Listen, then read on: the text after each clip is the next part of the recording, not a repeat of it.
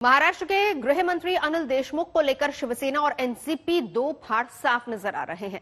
शिवसेना ने अपने दामन को पाक साफ बताते हुए सामना में एक लेख लिख दिया। संजय राउत ने इस लेख के जरिए बीजेपी पर कम और एनसीपी पर ज्यादा सवाल उठाए हैं और इस बीच कांग्रेस ने भी सीएम उद्धव ठाकरे पर निशाना साधा।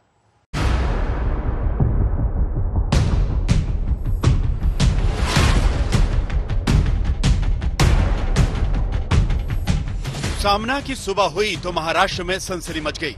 शिवसेना के मुखपत्र सामना में संजय राउत के संपादकीय में लिखे एक एक शब्द एनसीपी को चुभ गए। या यूं कहें कि जिसके दम पर उद्धव की कुर्सी महाराष्ट्र में टिकी हुई है, उसी पार्टी ने सवाल खड़े कर दिए।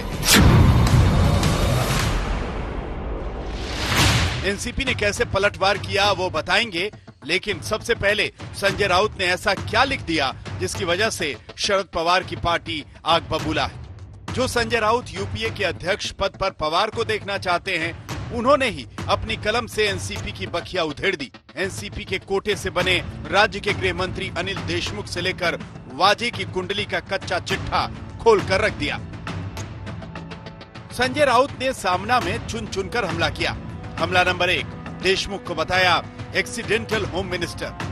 हमला नंबर 2, सरकार के पास डैमेज कंट्रोल का प्लान नहीं। हमला नंबर 3, वाजे की वसूली की जानकारी देशमुख को कैसे नहीं। हमला नंबर 4, देशमुख ने सीनियर अफसरों से बेवजह पंगा लिया। हमला नंबर 5, संदेह के घेरे में रहकर गृह मंत्री काम नहीं कर सकते। यानी राउत ने बड़ी ही चालाकी से बदनामी का ठीकरा एनसीपी पर फोड़कर शिवसेना के दामन को पाक साफ दिखाने की कोशिश की, लेकिन राउत की ये नसीहत एनसीपी के गले नहीं उतरी। महाविकास अघाड़ी की सरकार में एनसीपी कोटे से बने महाराष्ट्र के उप मुख्यमंत्री अजित पवार ने पलटवार किया। वहीं अनिल देशमुख ने कहा कि उन्होंने खुद जांच की मांग की हे राष्ट्रवादीमध्ये आमचे सर्वोच्च नेते पवार साहेबच ठरवत असतात, त्याच्यामुळे इतरांनी त्याबद्दल अशा प्रकारचं वक्तव्य करणं, विशेषतः इतर त्रयस्थानी ते केलं तर गोष्ट वेगळी, पण महाविकास आघाडीतल्या तिन्ही पक्ष आणि तिन्ही पक्षाच्या संबंधित असणाऱ्या मान्यवरांनी एकमेकाला कुठेतरी अशा प्रकारचं वक्तव्य करून अडचणीमध्ये आणण्याचा प्रयत्न करू नये। त्यांनाही माहिती आहे ज्यांनी अशा प्रकारचं वक्तव्य केलंय।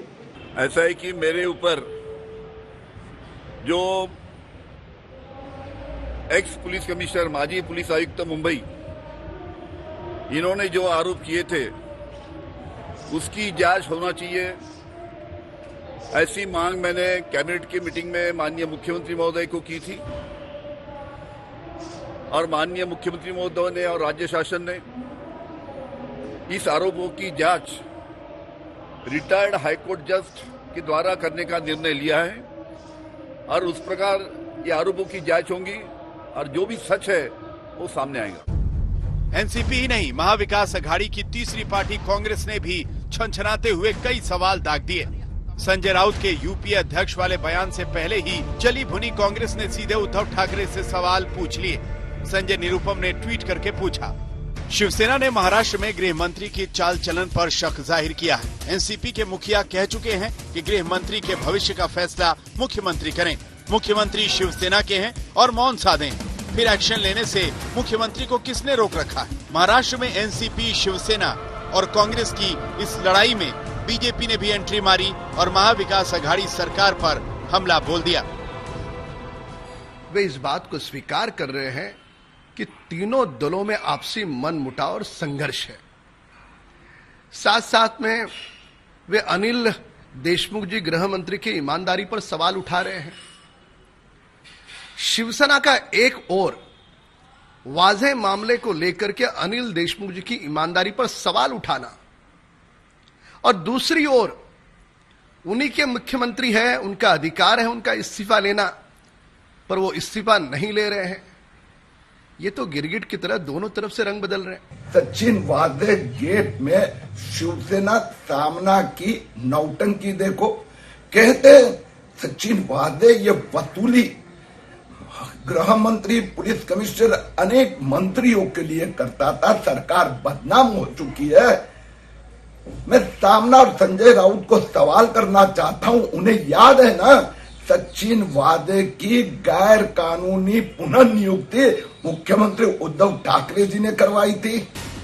बीजेपी से अलग होकर शिवसेना ने एनसीपी और कांग्रेस के साथ महाराष्ट्र में सरकार बना तो ली, लेकिन पहले दिन से ही नोकझोंक जारी है। किसी न किसी मुद्दे पर टेंशन बरकरार है। ऐसे में संजय राउत के सामना में लिखे नए संपादकीय महाराष्ट्र की सियासत का रुख कैसे मोड़ते हैं, ये देखना दिलचस्प होगा। मुंबई से साहिल जोशी, पंकज उपाध्याय के साथ आज तक ब्यूरो।